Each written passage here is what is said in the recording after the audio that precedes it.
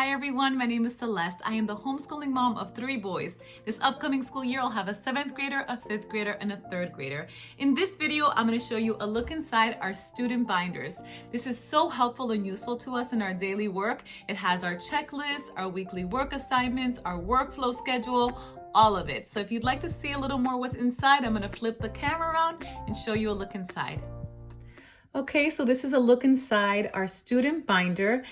So this cover I honestly just made for this video because what I like to do is to have my boys kind of design their own covers. So on the first day of school, one of the things that we do is that they can design, color, do whatever they want, and really personalize their front cover of their binder. Then they just slip it inside and they have it ready to go for the year. So that's kind of the first thing we do on the first day of school.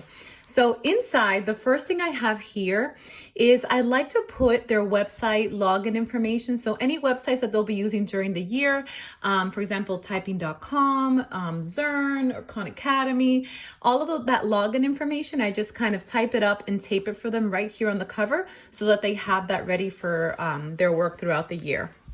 So the first thing we have here is our workflow schedule. So if you notice, I kind of just made this quickly up in Excel. Every single day I have it separate just because there are some subjects that we do every day, for example, like Algebra 1, but there are some subjects that we only do a couple times a week. For example, Spectrum Writing is Wednesdays and Fridays only. So this helps the boys have a good idea of their workflow schedule. So we don't use I shouldn't say like a schedule as far as time. For example, 9 o'clock math, 10 o'clock language. Instead, we like to just have a flow or an order in which we do things every day. So that if one day we have to start school at 9 o'clock, or if we start the next day at 9:30 because something has come up, we're still doing everything in the same order so the boys know what to expect, and it helps bring consistency. So our workflow consists of a morning meeting, block 1, block 2, and special block each day.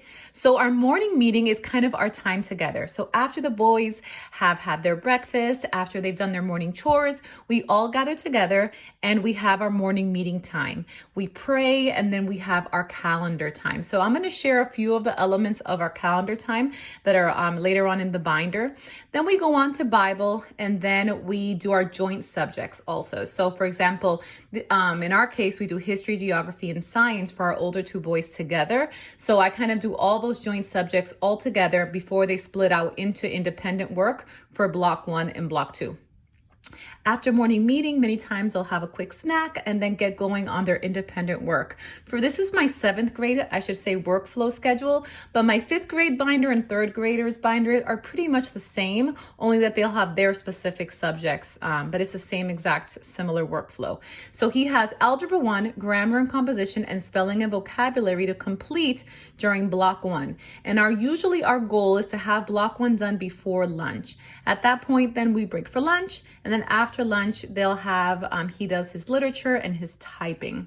And then we'll finish off the day all together with our special block. We are very flexible with our special block. If you notice, on Mondays we do art, Tuesdays library, Wednesday is Spanish, Thursday is gym, and Friday is music. We don't get to this every single week, but we do try to get to it at least every other week. And in some cases, like gym, we do try to do that every single week. So this is kind of just a look into our workflow schedule.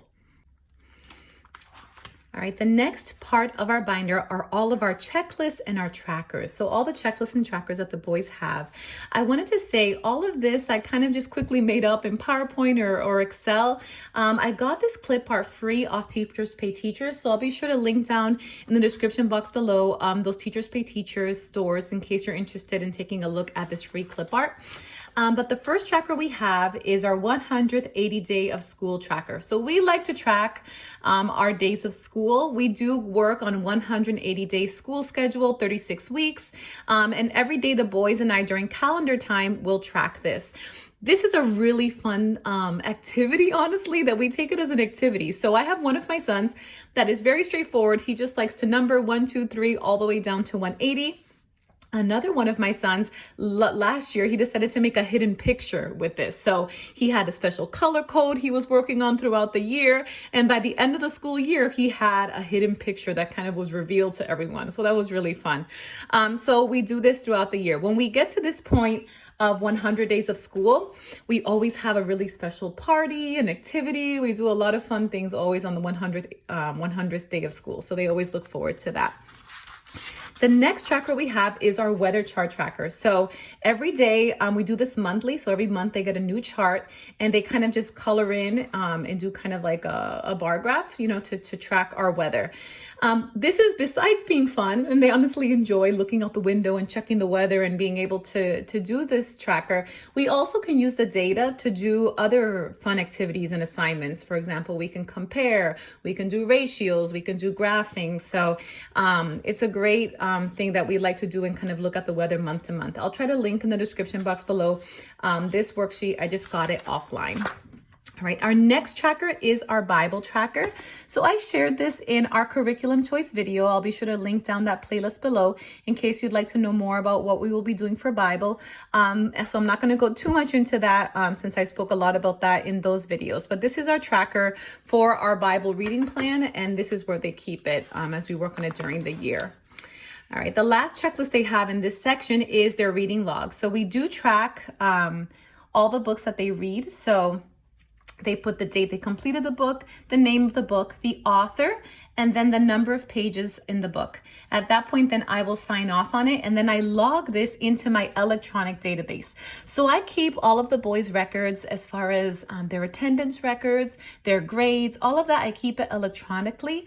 And I actually, in a future video, will be sharing what I use, the database that I use. It's a free resource that I found where I'm able to track and keep all of their records electronically. So once I sign off on it, then I transfer it there and they can continue to fill this out throughout the year. All right, the last section of our student binders are their weekly assignments. So every single Sunday, I kind of get together, I sit down, I look at all of their work, what they're going to be doing in the upcoming week, and I put this weekly checklist together for them. This is not my form. This is a form I got actually from Megan Phillips. So I'll be sure to link that down in the description box below. It's a free download if you'd like to take a look at this form. She has it in different formats. So she has it for a 5-day week, which is the one I have. She also has a 4-day week version available, and you can personalize it so you can change the pictures and put your subject titles there. So it is editable, which is really great. So this is going to be the checklist for my 7th grader for the first week of school. If you notice, from Monday to Wednesday, I kind of just blocked it off as summer break because it is the end of our summer break, because on Thursday we will be beginning with school. That's actually a tip I have for any new homeschoolers, is that when you're going to start your school week or school year, it's always, at least for us, it's worked really well to start near the end of the week. So either a Wednesday or a Thursday, so that instead of having a full week kind of to get through, we only have a couple days. I start really light and just kind of get into the routine again of the school year. In the next couple weeks, I hope to share a video on some tips for new homeschoolers for the first day of school. But this is pretty much what he would use. So as he finished his work each day, he would just go ahead and check it off. This is wonderful because it really gives them ownership of their work. They can really track it as they work independently through their subjects, or even if I'm working with them on the different subjects, they are responsible for tracking it, making sure that it's completed and updated. So this is the final element of our binders, and every single week, like I said, they add to it, so they keep it. So by the end of the year, I should say, they have 36 of these. They have a full record of all of the work they completed for the school year. Okay, that is a look inside our student binders. In the next few days, I'm also going to be sharing other ideas for homeschool organization. I know many of you are probably planning and getting ready for your new school year, so I wanted to share kind of some things that we do here to make life a little easier as we plan, with hopes that it also can be a help to you. So I'll show you a look inside my teacher binder and a few other tips and tricks regarding homeschool organization. I hope that you and your family are well. I hope you are blessed, and I look forward to talking to you soon.